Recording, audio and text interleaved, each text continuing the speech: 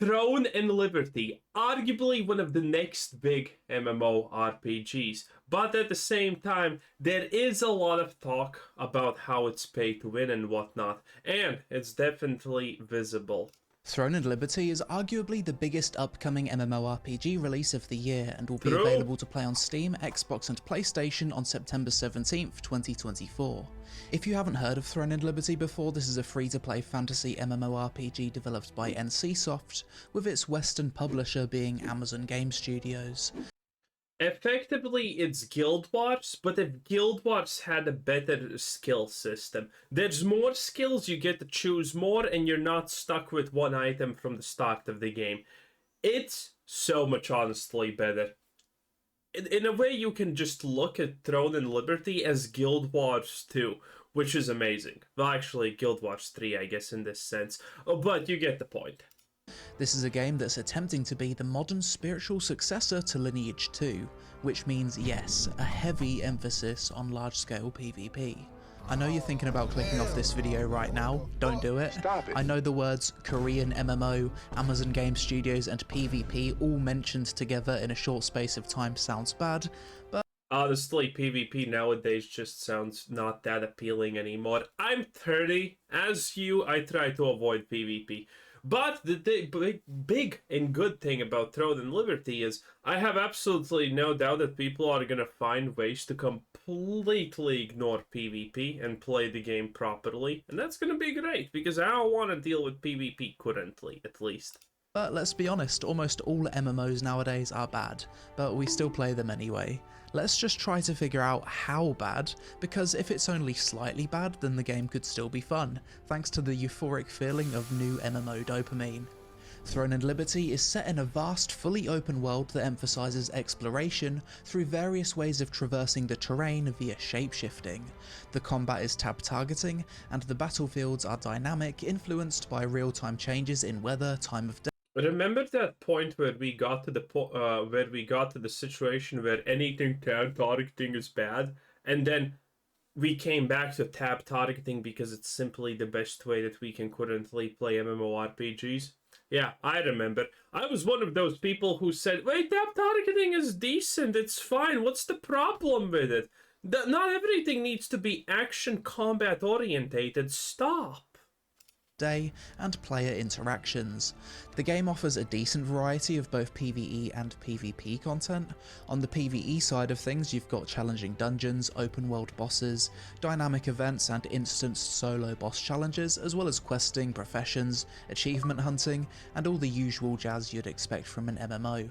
As for PvP content, the game has open world PvP, 1v1 duels, open world PvP limited events, guild vs guild battles, and the ultimate endgame in the form of castle sieges, which offer large-scale warfare where groups fight to control a massive fortress. And the winner who wins the control over the massive fortress gets abysmally high rewards.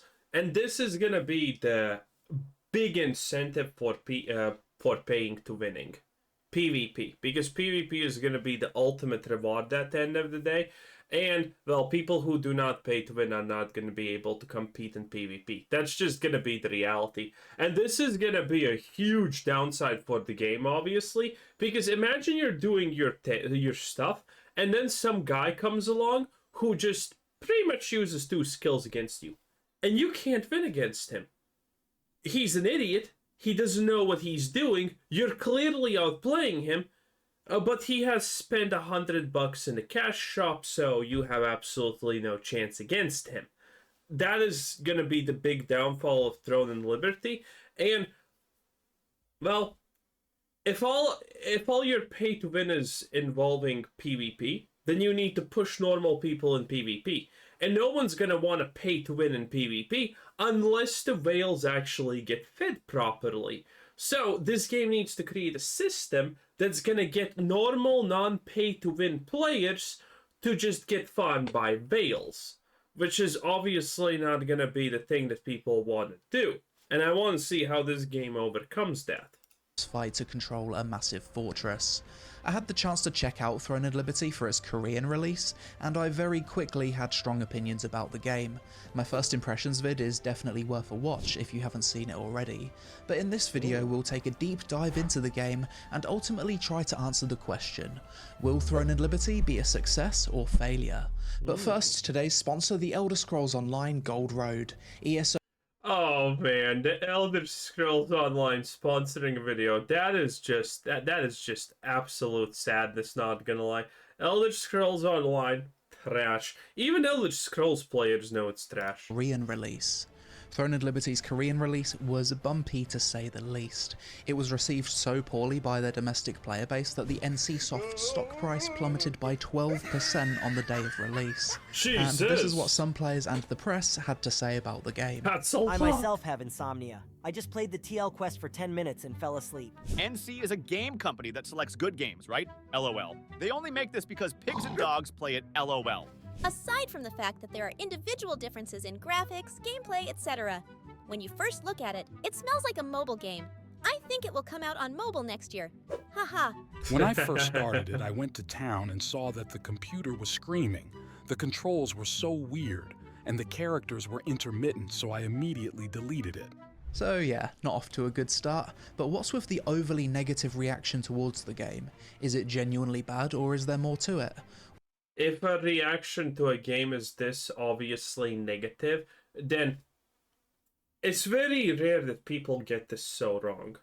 If people are super negative about this, it's typically because there's something super negative to be about. Well, one reason for the poor early reception of As individuals, we can fail, but as a mass, when it comes to decision making like this, we're pretty much on the money. Throne and Liberty could be NCSoft's reputation in Korea. Korean MMO players often have different opinions from us Western MMO players, but both groups share a common distrust for the likes of NCSoft. This Well, to be fair, Korea and whatnot they're fine with pay to win. It's a cultural thing there. They are fine with most forms of pay to win, as long as if you can cheat to be better than someone, you should cheat. That is the way of their life. If you can pay to win to be better than other people in the game, you should do that. That is the way that they look at things in life. So yeah, completely two different ways of looking at stuff. And if they think this game is bad, wow, because their bar is extremely low. company was once beloved for creating popular games like Lineage, City of Heroes and Guild Wars. However, in recent years, NCSoft has damaged its reputation by releasing low-quality, pay-to-win mobile MMOs, which understandably has angered the MMORPG community. Wow. As a result, this negative sentiment towards NCSoft likely contributed to the lukewarm reception of Throne and Liberty, as players were skeptical about the game's quality as well as the company's commitment to delivering a great gaming experience. So what does the game actually offer? After spending a few hours watching videos from Throne and Liberty content creators, here's what I've By the way, the first thing that you see in the Google search is offer. Look. After spending a few hours watching Throne and Liberty pay to win instantly, boys. videos from Throne and Liberty content creators, here's what I've learned. The game is very grindy, which honestly shouldn't bother most fans of sandbox MMOs, as the thought of slaying boars for thousands of hours to get to the next level is ingrained in our blood. This may however be off-putting to fans of theme park MMOs, who typically prefer progression to mostly come in the form of a narrative-driven linear MSQ. The mass PvP in the game tends to be very chaotic, which leads to the same outcome on every server. The most powerful guilds form alliances and completely dominate the smaller, scattered guilds. This dominance makes open Yeah, makes sense, but to be fair, if it's not a pay-to-win aspect, then that should be how it works. Yeah, if you take the effort to create an alliance with someone, guess what? It works out, and you win. world PvP frustrating and unenjoyable for most players. This means that smaller guilds and solo players have little chance of competing or enjoying the PvP aspect of the game. As a result, the open world PvP experience becomes miserable for everyone except the dominant alliance. To be fair though, the devs are trying to... To be fair, that happens in completely every game to a degree. In World of Warcraft it happens. There's a reason why almost all servers go to a certain side of the scale. Either it's Horde or it's Alliance. Nowadays, you know, Blizzard's trying to keep it like 50-50 split, and I think that's cool. But how good does that work? Well, it's kind of hard to say, honestly. Fired my experience. Fix this, and they've recently introduced various changes that try to mitigate the zerging by completely reworking how the guild vs guild system works, and by assigning players to random factions during open world bosses, regardless of which guild they're in. The combat in Throne and Liberty is at best average. That's good. That's good. And what do you mean the combat is at best average? The combat, considering now you can move and attack at the same time, because keep in mind that's not what you could have done in the game at first. Is it really that bad? Average, just average, really. Especially when compared to other popular games like Lost Ark, World of Warcraft, and Black Desert Online. Okay, listen, you can't compare Lost Ark to World of Warcraft. World of Warcraft is the most stale combat you have ever seen in your lives. In contrast, Throne and Liberty's combat feels less polished and lacks the same level of excitement. The core gameplay, movement and mechanics feel clunky, static and repetitive. As a result, players who have experienced the superior combat systems That does sound a little bit like Guild Wars, yeah. of pure PC MMOs may find TL's combat to be underwhelming and less enjoyable, which isn't what you'd expect from a brand new MMO. Additionally, unlike many recent Korean MMO releases, I don't know about that take. I think that's something I need to experience for myself and then I can say, because, for example, World of Warcraft's rotations, if we're not talking about retail, are pretty dull and boring and, you know, one-dimensional. Guild Wars is very one-dimensional, honestly, if you're actually good at your rotation. And, well, most games are like that, if we're being completely honest. Lost Ark feels different because it's way faster and you have objectives that you need to do, which are mini-games when you're playing your class to do things properly. So that's the only exception. Throne and Liberty went with a more traditional tab target combat system, which some people hate, but I actually think tab targeting still feels good as long as it's highly polished. World of Warcraft's tab targeting combat still feels amazing even in 2024. Throne and Liberty's combat, however, feels much worse than the combat of other tab target games such as WoW, Guild Wars 2 and Arcade. This for me was the main reason I stopped being excited for TL. What's the point of playing a game with inferior combat to WoW when I can just play WoW? Throne and Liberty has pay-to-win elements. Whilst people might debate the extent of its pay-to-win nature, it's clear that spending money gives players an advantage. For example, the recent introduction of a monthly fee pack allows players to progress faster than those who don't pay for it. At this point, MMO players are so... Yeah. Lost Ark had something similar. It was called the Crystalline Aura. I never bought it. I never bought it. That was not a problem for me at all. I got in all of the raids, all of the pub raids, all of the things. Not even a problem.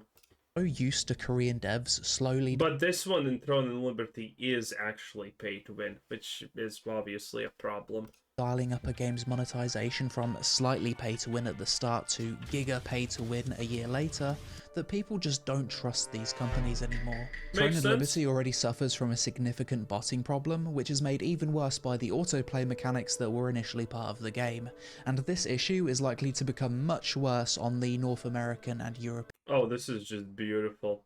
Okay, yeah, botting is going to be a significant problem, but again, it's like, botting does not destroy a game. That's the reality that some people just don't understand. Botting does not destroy a game. Well, admittedly, a game can be overbotted technically, but, you know, this is not... This is gonna be like, you see this in the wild and you're like, ah, yes, now I am the Discovery Channel narrator. You can see bots in their natural habitat doing things. They're shooting a boar. Yeah, that's the moment you get. But after that, it doesn't honestly matter too much. Botting is present in all games. There is no escaping it. And yeah, this is kind of funny, but this is not gonna ruin the game by itself. Like, the game needs to be really bad for botting, for this kind of stuff to actually completely destroy your game. European servers. In Korea, regulations require that players must have a Korean SSN and Korean mobile number to create an MMORPG account, which massively helps control botting and limit the number of players willing to attempt hacking or bug abuse. The NA and EU servers won't have this deterrent, and as we've seen from recent Western MMO releases published by Amazon Game Studios, games like New World and Lost Ark, Western MMO players have Lost Ark was so botted at the start that it was GG. no problems botting and cheating. Lost Ark probably is a good example of what's gonna happen to Throne and Liberty when the Western release happens. The botting is gonna be crazy.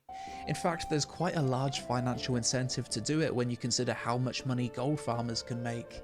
I can definitely see botting being rampant on NAEU, which could create a wider gap between players willing to cheat and those willing to play by the rules. Bruh, it's always Berserkers, by the way. It's literally... Well, I have also seen Sorcerer's bots, but it's always Berserkers. Around a month after the Korean release of TL, many players started to complain that the game had a lack of content. This kinda surprised me, considering the game has been in development for 10 years, and is designed to be more of a sandbox. Hey, Starfield was also in development for 10 years, okay? And look at where that got it. Which typically does keep players entertained for longer. Perhaps the players complaining about this were PvE players, I'm not sure. And finally, the leveling experience is quite boring and repetitive. I myself just didn't find the early game experience as addictive and satisfying as other MMOs. I think for each person this is their own, okay? I hate, for example, I hated, for example, World of Warcraft Cataclysm Classic leveling because I was one-shotting mobs. The moment I stopped one-shotting mobs, the leveling experience got better for me. The places I went, the items I got, it didn't feel good. Then there are games where I like the leveling process, and, you know, alternatively, I think this is for each their own, and for each game, it's different. You know, I'm okay with spending, like, you know, a little bit of a time in an area to grind it and do the quests and whatnot. I hate when you're just zooming all over the place. I want the leveling experience to matter, at least a little bit. Quests were unintuitive, buggy, and poorly designed. If players have a miserable experience whilst leveling, they're not going to stick around to see the end game, even if that end game is good. True. Another way to gauge the potential success of Throne and Liberty is by looking at the release metrics from Korea, as they provide the only objective data available for analysis. It's worth noting that Throne and Liberty has been in development for over a decade now, likely costing upwards of $100 million in development costs. Also, being the successor to Lineage 2, expectations were naturally high. Many anticipated that TL would instantly inherit the success and popularity of its predecessor. However, this wouldn't appear to be the case. Throne and Liberty only reached rank 20th in Korean PC bangs, basically gaming cafes, in the first few days after its Korean launch. And this is the time when you'd expect an MMO to reach a peak in player count. MMOs typically lose players quite dramatically in the following months. During this time it ranked just above Lineage 2, but trailed. What is the first one? That's what I'm interested in seeing. What is actually the first one? In the following months. Come on. During this time League of Legends. Okay, FC Online. Have no idea what that is. What? It's a sports game also. Valorant, Sudden Attack, Overwatch, over losers. Battleground, that's PUBG Battleground. Maple Story, Jesus. Lost Ark is at 8. Wow, that's still impressive. StarCraft, a little bit surprising. Dungeon and Fighter, Diablo 4, wow, sad. World of Warcraft, seriously, Diablo 4 is better than World of Warcraft? Aeon. I played Aeon, okay, let's relax a little bit here. Eternal Return, no idea what that is. Diablo 2 Resurrected, psst, look at this. Look at this. Diablo 2 Resurrected is just half as good as Diablo 4. That is sad. Lineage and, you know, everything else. Interesting. Ranked just above Lineage 2, but trailed behind Lineage 1, Aeon, World of Warcraft, and Lost Ark. For comparison, similar games like Lost Ark and Black Desert reached the top 5 Oh wow, Lost Ark is number 3 here. Jesus. Overwatch, FIFA Online, sad. around the time of their respective releases. The fact that NCSoft didn't disclose any specific metrics for Throne and Liberty in their latest investor earnings report also paints a really bad picture. Imagine you're an NCSoft investor, there's a massive release that's just came out, 10 years in development, and the company isn't bragging about how many players this game has after such high expectations. Guess what I'm doing with my NCSoft stock?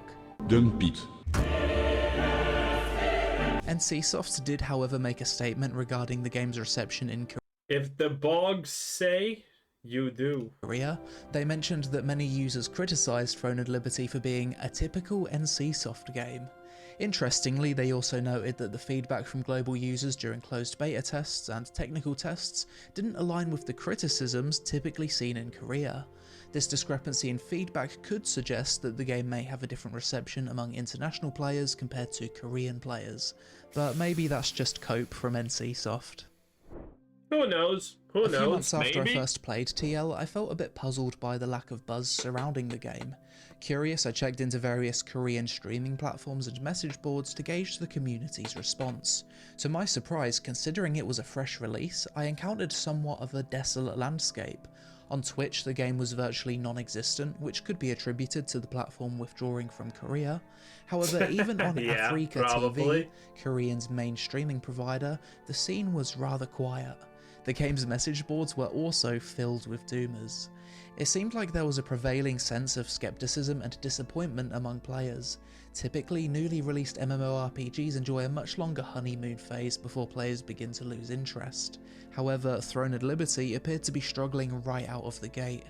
Yeah, but seriously, is it all the fault of, oh no, the things that he mentions at the start? This feels kind of off. Which is undoubtedly concerning and not a promising sign for the future. Another concerning event that happened recently was the news that the director of the game, An Jong-wook, has stepped down from his position. This resulted in some reorganisation of the game's leadership, with executive director Choi Moon-young, who's been involved with the project since the early 2010s, taking over. Bro looks like he's hitting 23 next year and at the same time 45. As producer. The reasons behind An's resignation hasn't been disclosed, however the change in leadership doesn't seem to have affected NCSoft's plans to launch Throne and Liberty globally, with Amazon Games still targeting a release of September 17th, 2024. I don't know, I'm still looking at this as something I need to play myself because maybe I really like it. I like Guild Wars a lot. This is more Guild Wars 2 than honestly any kind of Lineage 3 or 4 or whatever bullshit you want to call. Okay? I don't know. I want to see. I want to see how good this is. I want to play it myself. Now, we didn't get a lot of information about the pay to win, which is supposedly a little bit high here, but I don't know. If Korea didn't like it, then maybe the West will. Again, Korea is a special place. For two reasons. One, lady boys. Two, what their mentality with gaming is. So who is Throne and Liberty actually designed for, and will it be a success or failure? Fundamentally, Throne and Liberty is a very niche MMO. It's not very solo friendly, it's heavily targeting the kind of MMO player that enjoys large-scale guild-focused games such as Lineage 2, and combat-wise it lacks the depth and smoothness of games like World of Warcraft or Black Desert Online. My hot take is this: the combat and gameplay in Throne and Liberty is the single biggest reason why the game is likely to fail when it releases in the West. Yeah, I mean, if the combat is super boring, that's gonna be true. But what I have seen from the combat, it doesn't seem that bad, you know? It really doesn't. From what I have seen from combat, it seems at the bare minimum it's gonna overtake ESO and Guild Wars in that respect in the West. But again, I think this is just remains to be seen. There's a lot of red flags currently, but there is a chance that it turns out to be pretty good for a niche audience, and that's fine. Anyway, that was the Lazy Peon. This is Quizzer Says In. Bye.